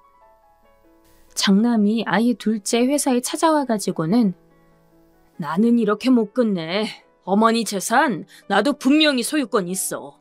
그러니까 너 혹여나 너랑 막내만 재산 타먹을 생각 하지도 마라. 나 소송 준비할 거니까. 라며 으름장을 놓고 갔답니다. 둘째 녀석 이야기를 가만히 듣고 있는데 나 참 기가 차서 어이가 없습니다. 자식 녀석의 밑바닥까지 엿본 기분이었습니다. 소송을 걸든 말든 상관은 없었지만 정말로 소송에서 이기기라도 해서 제 재산을 조금이라도 가져가게 될까봐 저도 지금 나름대로 대책을 세우고 있어요. 미리 유언장을 쓴 다음에 공증을 받고 장남 내외 집에서 살 때 장남이랑 며느리가 했었던 짓에 대한 증거 자료들이라도 찾아서 남겨놓으면 나중에 제가 죽었을 때 둘째와 셋째한테만 재산을 가게 할 수가 있을까요? 솔직히 진지하게 대비를 하면서도 제가 이런 고민을 하고 있고 장남이 재산 가져가는 것을 막기 위한 방비를 하고 있다는 이 사실조차 너무나 허탈하고 속이 상합니다. 긴 시간 정말로 자식들만 위해서 살았다고 자부하고 그 와중에 올바르게 키우기 위해서 신경 써서 훈육을 했다고 생각했는데 그냥 처음부터 제가 자식을 잘못 키운 건지 배 아파서 낳아준 부모임에도 이제 더 이상 뜯어낼 돈이 없다고 생각하니 그렇게 헌신작 버리듯이 버리는 자식놈이 설마 제 자식일 줄은 꿈에도 몰랐습니다. 텔레비전에서 가끔 그런 이야기가 나오면 맨날 혀를 차면서 저 부모는 얼마나 부모 노릇을 제대로 못했길래 자식한테 저런 취급을 받나 싶었는데 모르겠네요. 둘째와 셋째는 제 잘못이 아니라고 위로해주지만 그 마음이 고마운 한편 장남으로 인해 생긴 상처는 쉬이 낫지를 않습니다. 저는 이제까지 누구를 위해서 살았던 것일까요? 그리고 여러분, 제가 이런 말 하긴 뭐하긴 하지만 재산은 살아생전 자식에게 주는 게 아닌 것 같습니다. 저는 거짓 눈물로 속아 이런 꼴을 당했지만 여러분들이 힘들게 모은 돈 차라리 다 쓰고 죽으세요. 그게 가장 현명한 일입니다. 자식은 대학교까지 가르쳤으면 그걸로 족하다는 생각이 드네요. 이 글 보고 미련하다고 하실 분들이 많을 것 같습니다. 맞습니다. 저 미련해서 이런 꼴로 살고 있으니 제 사연을 보시는 분들은 현명한 선택하시길 바랍니다. 감사합니다. 어렸을 때부터 경찰이 되고 싶었습니다. 그럴 만한 사건이 있었기 때문입니다. 저희 가족에게는 남들에게 쉬이 말할 수 없는 아픔이 있었고 저는 자식으로서 그로 인해 힘들어했던 부모님의 모습을 봤기에 내가 경찰이 되어서 이 모든 사건을 해결해 다시 한번 우리 집안이 예전처럼 화목하고 행복할 수 있도록 만들고 싶었습니다. 그러나 제가 경찰이 되었다고 해서 모든 것을 해결할 수 있는 것은 아니더라고요. 그 무력한 현실을 처절하게 체감한 저는 언제부터인가 그냥 경찰서에 들어오는 신고 전화를 받고 서류를 처리하고 그렇게 기계적으로 일을 하고 있었습니다. 그러던 어느 날 인근 식당에서 신고가 들어왔습니다. 분명 퇴근하기 전에 다 문을 잠그고 갔습니다. 그런데 다음날 출근을 하려고 보니까 어젯밤에 잠갔던 문이 열려있더라고요. 뭔가 이상해서 카운터에 가보니까 돈이 이전보다 조금 더 비어있었어요. CCTV를 확인해보니 웬 남자가 저희 식당에 들어와서 음식을 훔쳐먹다가 돈을 빼가지고 달아나는 장면이 찍혀있었고요. 불안해서 살 수가 없습니다. 제발 이 사람 좀 잡아주세요. 제가 근무하고 있던 동네에는 좀도둑이 무척이나 많았어요. 강력범죄가 없었던 것은 천만다행이지만 그렇다고 해서 좀도둑이라고 해서 피해를 안 주는 것은 아니었기 때문에 저를 포함한 동료 경찰들은 그런 좀도둑을 잡으러 다니는 것이 일상이었습니다. 식당에서 들어왔던 신고 전화 역시 비슷한 좀도둑의 소행일 거라고 생각을 했죠. 저는 연락을 받은 뒤 해당 식당으로 출동을 했습니다. 그리고 식당 주인이 보여준 CCTV를 확인해 보니까 정말 말 그대로 새벽에 식당 문을 따고 들어와서는 냉장고 안에 진열되어 있는 밑반찬들을 손으로 주워서 빼먹고 조금 주변을 두리번거리더니 금고에서 약 2만 원 정도의 돈을 뺀 다음 황급히 도망가는 장면이 찍혀 있었습니다. 사실 저희 동네가 유독 좀도둑이 많은 편입니다. 이유는 근처에 노숙자들이 많이 모이는 역이 있기 때문이었습니다. 물론 노숙자라고 해서 무조건 도둑질을 한다는 건 당연히 아닙니다. 하지만 실제로 비슷한 신고가 들어와서 범인을 잡고 보면 노숙자였던 경우가 많았습니다. 이거 어쩐지 노숙자가 배 골마서 저지른 범죄 같은데? 동료와 그런 이야기를 하면서 범인을 잡으려고 수소문을 하는데 며칠 지나지 않아 비슷한 위치에 있는 다른 가게에서도 신고가 들어왔습니다. 이번에는 식당이 아닌 옷가게였는데 마네킹에 입혀져 있던 검은색 점퍼를 하나 훔치더니 역시나 금고에서 2만 원 정도의 현금을 빼서는 달아났다는 이야기였습니다. 신고 전화 내용이 이전에 식당에서 받았던 것과 똑같았기 때문에 직감적으로 같은 사람이 범행을 저지른 것으로 보였습니다. 그래서 주변 노숙자들에게 말을 걸면 탐문 수사를 시작했습니다. 혹시 주변에 갑자기 새 옷이 생긴 노숙자는 없는지, 돈을 많이 가지고 있는 노숙자는 없는지, 일반 사람들이야 몇만 원 정도는 가지고 있을 수 있지만 노숙자들은 보통 몇천 원 정도만 갖고 있어도 많이 갖고 있는 것이었으며 마지막 신고 전화를 들었을 때 옷을 훔쳐갔다는 이야기를 보았을 때 평소 지낼 때 그 옷을 입고 있을 것으로 추측이 됐습니다. 그래서 그 부분을 위주로 수사를 진행했죠. 그리고 아니나 다를까 한 노숙자가 자기가 누군지 아는 것 같다면서 이야기를 했습니다. 맨날 저쪽 벤치에서 신문 뒤집어 쓰고 자는 남자가 하나 있는데 그 남자가 요새 때깔 고운 옷들을 좀 입고 다니더라고. 돈은 잘 모르겠는데 며칠째 편의점 음식 사 먹는 걸 보니 어디서 꽁돈이라도 생긴 것 같고. 형씨가 찾는 남자가 그 남자일 것 같은데? 노숙자가 이야기를 한 자리에 가보니까 정말 새 옷을 입은 사람이 벤치에 누워있더라고요. 이전에 옷가게 CCTV에서 확인했던 옷과 남자가 입고 있는 옷이 일치했습니다. 그래서 자고 있는 남자를 깨워가지고는 경찰서로 데려갔어요. 그런데 옷만 새 옷이고 몸을 씻지는 않았는지 정말 온몸에서 냄새가 장난이 아닌 겁니다. 경찰서에 들어갔는데 다른 동료 경찰들이 인상을 확 찌푸리고 바로 코를 막을 정도였습니다. 범죄를 저지른 것은 당연히 잘못이지만 단순 절도이기도 하고 노숙자들이 힘들게 살고 있다는 것을 알았기 때문에 저는 노숙자를 데리고 동네에 있는 공중목욕탕에 갔습니다. 그리고 제가 직접 돈을 내고서 샤워를 하게 만들었어요. 꼼짝없이 잡혀가는 것으로 생각하고 주눅이 들어있던 노숙자는 제가 목욕탕에 데리고 들어가서 돈까지 내주니까 얼떨떨한 표정을 지으면서도 열심히 씻더군요. 까만 물을 수십 번은 내버리고 나서야 저희는 목욕탕에서 나와서 다시 경찰서로 향했습니다. 그리고 본격적으로 진술서를 작성하기 시작했습니다. 이 근처 정육식당에서 반찬 빼먹고 2만 원 훔치고 바로 옆에 있는 옷가게에서 점퍼 훔치고 똑같이 2만 원 훔친 거 아저씨 맞죠? 그래도 남자는 부인하지 않고 고개를 끄덕였습니다. 구체적으로 왜 범행을 저질렀는지, 이전에 혹시 다른 범행을 저지른 것은 없는지 하나하나 묻고 있는데 노숙자는 뭔가 하고 싶은 말이 많아 보였습니다. 한참 일반적인 조서를 작성하고 있는데 갑자기 눈물을 보이는 겁니다. 고맙다면서. 도대체 뭐가 고맙다는 거지? 의아해하고 있을 때 그 범인은 입을 뗐습니다. 사람들은 제가 냄새 난다고 다 도망가는데 목욕탕까지 데려가 주시고 너무 감사합니다, 형사님. 그렇게 울먹이며 말하더니 아예 사건과는 별로 관련이 없는 자기 옛날 이야기를 꺼냈습니다. 다른 때였으면 아저씨, 쓸데없는 소리 말고 사건에 관련된 것만 이야기하세요. 라고 했을 겁니다. 그런데 유독 저랑 비슷한 또래로 보이기도 했고 노숙자로 살고 있는 게 안쓰럽기도 했으며 애초에 범죄 재질 자체가 그렇게 나쁘지 않았기 때문에 시간도 때울 겸 그 남자가 어떤 인생을 살아왔는지를 가만히 앉아서 들었어요. 그 노숙자는 본인도 기억이 안 나는 어린 시절에 부모님한테 버림을 받았다고 하더라고요.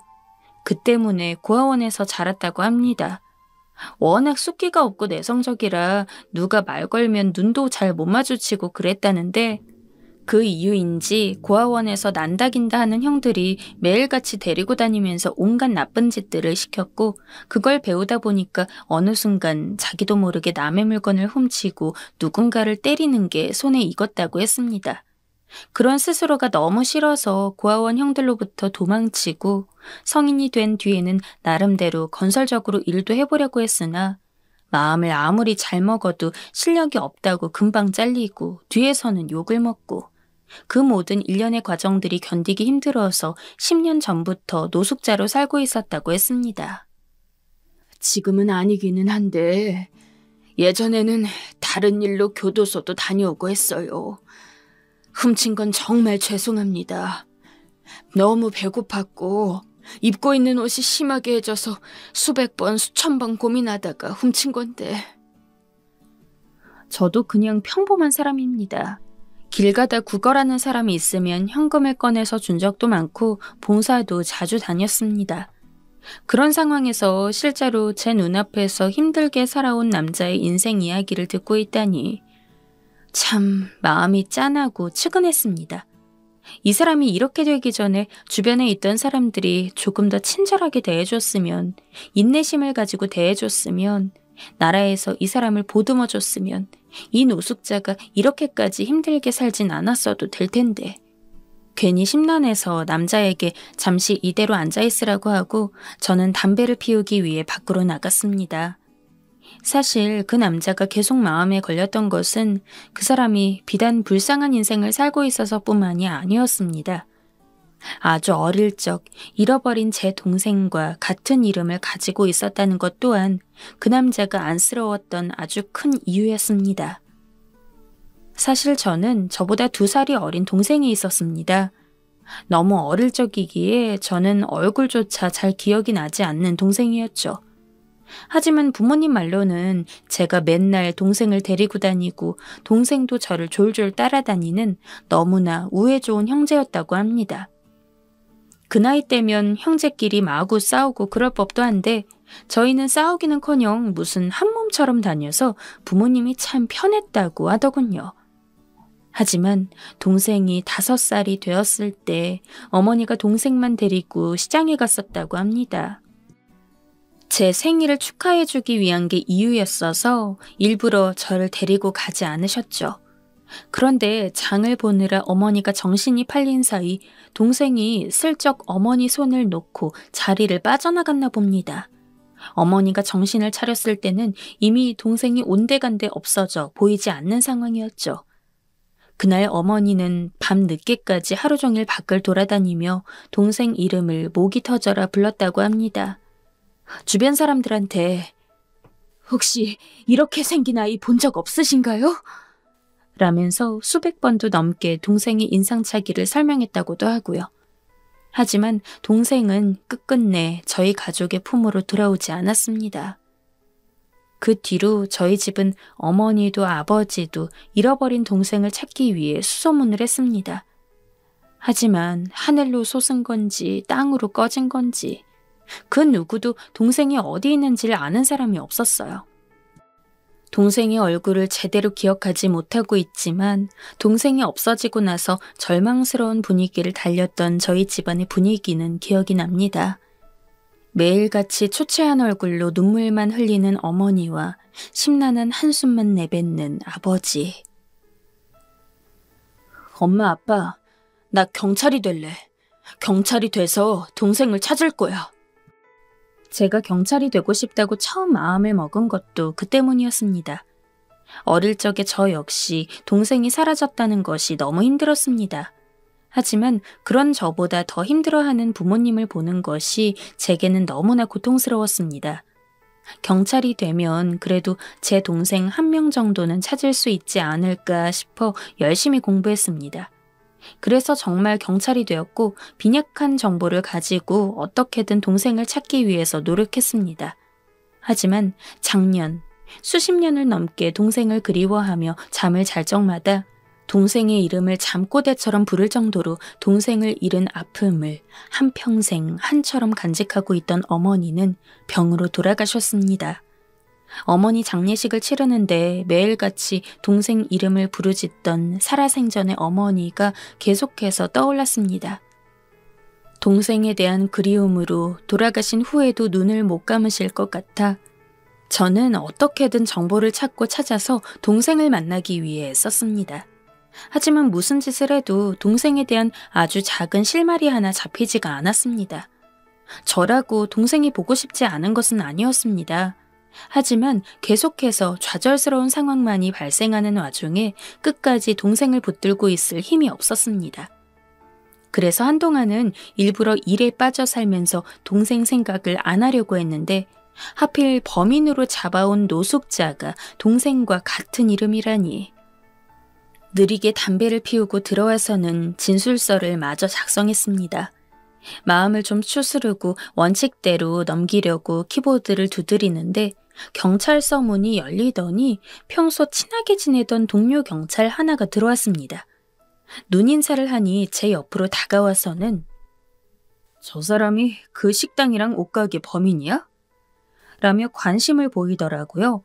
흥미로운 눈으로 제 진술서와 노숙자를 번갈아 보던 동료가 문득 눈을 크게 떴습니다. 근데 정형사랑 저 노숙자 얼굴이 엄청 닮았네? 뭐야? 알고 보니까 몇십 년 전에 잃어버린 동생 뭐 이런 거 아니야? 동료 경찰은 웃으면서 자리로 갔지만 저는 웃을 수 없었습니다. 머리가 띵 하는 느낌이 들었습니다. 얼굴을 제대로 보지 않아서 몰랐는데 동료가 이야기를 하고 난 뒤 반대편에 앉아있는 노숙자 얼굴을 보니 정말 저랑 닮아 있었습니다. 신기할 정도로 닮은 얼굴에 잃어버린 동생과 같은 이름. 말도 안 되지만 의심을 안 할래야 안 할 수가 없었습니다. 그래서 저는 그 노숙자에게 어렸을 때 무슨 동네에 살았는지, 부모님 이름은 기억이 나는지 꼬치꼬치 캐물었습니다. 너무 어릴 때라서 기억이 잘 나지 않아요. 하지만 노숙자는 아무것도 기억하지 못했습니다. 그래, 아닐 거야. 설마 이렇게 우연찮게 만날 수가 있겠어?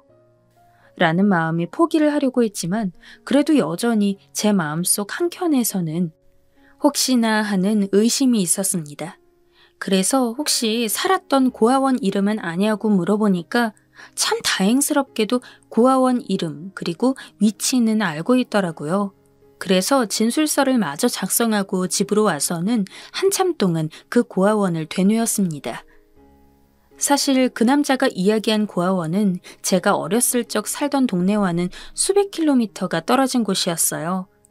현실적으로 그 남자가 제 동생일 가능성은 거의 없는 것이나 다름이 없었죠. 고아원의 위치가 구체적으로 어디 있는지 알고 나서 제가 하는 모든 행동이 시간 낭비일 거라고 생각을 했습니다. 하지만 그럼에도 이상하게 한 번은 직접 찾아가서 맞든 아니든 확인을 해야 이 미련을 버릴 수 있을 것 같았습니다. 결국 저는 평일에 시간을 내서 그 노숙자가 알려준 고아원에 직접 찾아갔어요. 그리고는 노숙자 이름을 대며 혹시 언제 어디에서 어떻게 들어왔는지를 알 수 있냐고 물었습니다. 그런데 시간이 너무 오래 지나서 그런지 그 노숙자에 대한 기록 자체가 고아원에도 별로 남은 게 없었어요. 무슨 처음 들어보는 이름의 교회에서 발견됐다고만 나오더라고요. 그래도 다행히 고아원에 처음 들어왔을 당시 찍었던 사진은 발견할 수 있었습니다. 그래서 양해를 구하고 그 사진을 제 핸드폰으로 옮겨 찍은 뒤 집으로 돌아갔습니다. 확인을 위해서는 아버지에게 이야기를 해야 했는데 솔직히 조금 고민이 됐습니다. 지금까지 동생을 찾으면서 동생이라고 착각했던 사람들이 몇 번 있었고 그럴 때마다 아버지는 꿈에 부푼 얼굴로 찾아갔다가 그 무엇보다도 더 쓴 아픔을 느끼는 얼굴로 뒤를 돌아 나와야 했습니다. 안 그래도 힘든 아버지를 또 한 번 힘들게 하는 게 아닐까 싶어서 제 선에서 뭐라도 더 알아보고 조금 더 동생이라는 확신이 든 다음에 아버지에게 이야기를 할까도 수십 번을 생각했습니다. 하지만 현재 시점에서는 도저히 제가 더 할 수 있는 게 없었습니다. 그래서 하는 수 없이 오랜만에 아버지에게 연락을 드렸습니다. 할 이야기가 있으니 집에 찾아가겠다고요. 아버지, 혹시 이 사진이 동생 맞아요? 쇳불도 당김에 빼랬다고 저를 반기는 아버지에게 인사만 한 뒤 바로 고아원에서 찍어왔던 사진을 보여주었습니다. 아버지는 사진을 보자마자 눈을 홉 떴습니다. 그러더니 연신 눈꺼풀을 비비며 한참 동안 사진을 뚫어져라 보다가 눈물을 펑펑 흘리면서 아이고, 아이고 내 아들, 아유 내 아들, 그래 얘가 우리 둘째 맞아. 아이고 내 둘째야 라면서 울부짖었습니다. 예전에는 지금처럼 사진 같은 게 일반적이지 않았기 때문에 동생을 잃어버렸을 당시 집에 있는 동생 사진이라고는 돌사진이 전부였습니다. 제가 동생 얼굴을 기억하지 못했던 것도 사진이 없기 때문이었어요. 하지만 아버지는 동생을 잃어버린 그 몇십 년 동안 단 한 번도 동생의 얼굴을 잊은 적이 없는지 제가 보여준 사진을 눈에 담자마자 그 누구보다도 확신을 가지고 동생이 맞다고 연신 고개를 끄덕였습니다. 아버지는 당장이라도 일어나서 동생을 보러 갈 기세로 움직였습니다. 하지만 그 전에 저는 동생이 구체적으로 어떤 상황에 있는지를 말씀드렸습니다. 노숙자로 살아온 세월, 그리고 부모님에게 버려졌다고 기억을 하고 있다는 것, 단순 절도로 신고가 들어와서 얼굴을 보게 된 건데 이번 절도 사건뿐만 아니라 과거에 다른 전과도 있고 절도 역시 상습이라서 구치소에 수감이 되어 있다는 것까지 말이죠. 아버지는 설마 동생이 그렇게까지 힘들게 살고 있을 거라고는 생각도 하지 못했는지 머리를 부여잡고 휘청거렸습니다. 저도 참 마음이 심란해졌어요. 동생이라고 생각을 못했을 때야 비슷한 나이대의 남자가 힘들게 사는 게 안쓰럽긴 했지만 그래도 남이기 때문에 그 이상의 생각은 들지 않았습니다. 하지만 그 남자가 동생이라니. 그토록 오랜 시간 찾아 헤맸던 동생이 차라리 행복하게나 잘 살았으면 떨어져 있는 시간이 안타깝고 힘들었을지언정 마음은 편했을 것입니다. 그러나 거의 밑바닥과도 같은 삶을 살고 있었다는 게 저에게도 아버지에게도 너무나 큰 마음의 짐이 되었죠. 아버지는 이내 마음을 다잡았는지 저에게 괜찮다고 이제부터라도 같이 제대로 살아나가면 되는 거라면서 옷을 입었습니다. 저도 어쩐지 두근거리고 잔뜩 널뛰는 마음으로 아버지와 함께 구치소에 갔습니다. 참 사람이 신기한 게 분명 아무것도 달라진 것이 없는 똑같은 사람인데 내 가족인 것을 알게 되고 나니까 세상 더없이 애틋해지더라고요. 면회를 가니 동생은 얼떨떨한 얼굴로 저와 아버지를 번갈아 봤습니다. 이게 무슨 일인지 전혀 생각지도 못하고 있는 동생 앞에서 아버지는 동생 얼굴을 직접 보자마자 애써 참았던 눈물이 또 터졌는지 그 앞에 무릎을 꿇고 앉아서는 다시 한번 엉엉 울었습니다. 저 역시 그렇게 약해진 아버지 모습을 보니 눈물이 날 뻔했습니다. 거의 쓰러질 듯이 오열을 하시기에 최대한 저는 눈물을 참고 아버지를 다독이고 의자를 옮겨드렸습니다. 하지만 동생은 이 상황 자체가 이해가 되지 않는지 그저 저와 아버지를 멀뚱멀뚱 할 뿐이었죠. 제가 동생에 대한 기억이 거의 없듯이 동생도 마찬가지였나 봅니다. 간신히 아버지를 진정시키고 제가 동생에게 설명을 했습니다. 사실 우리가 진짜 피를 나눈 형제였고 방금 계신 분은 아버지이며 몇십 년 동안 너를 찾아다녔다고. 정말로 아주 오랜 시간 동안 너를 찾아다녔어. 내가 경찰이 된 것도 너를 찾기 위해서였으니까. 30년이 넘도록 우리 가족은 언제나 마음속에 너를 품고 있었는데 설마 이렇게 보게 될 줄은. 제 가족이라고요? 아마 실감이 안 났을 겁니다. 저도 그랬으니까요. 그렇게 저희는 한참을 서로 마주 보았습니다. 저도 동생도 그 누구도 입을 열지 않았지만 당시 저는 동생의 두 눈에 일렁였던 어떤 감정이 기쁨이라고 확신했어요. 동생 역시 가족을 그리워했을 테니까요. 그렇게 짧은 면회를 마치고 저는 아는 법률사무소에 연락을 했습니다. 동생은 이대로 있으면 징역을 피하기가 힘든 상황이었기에 일단 저는 직접 변호사를 선임해서 동생에게 붙여주었습니다.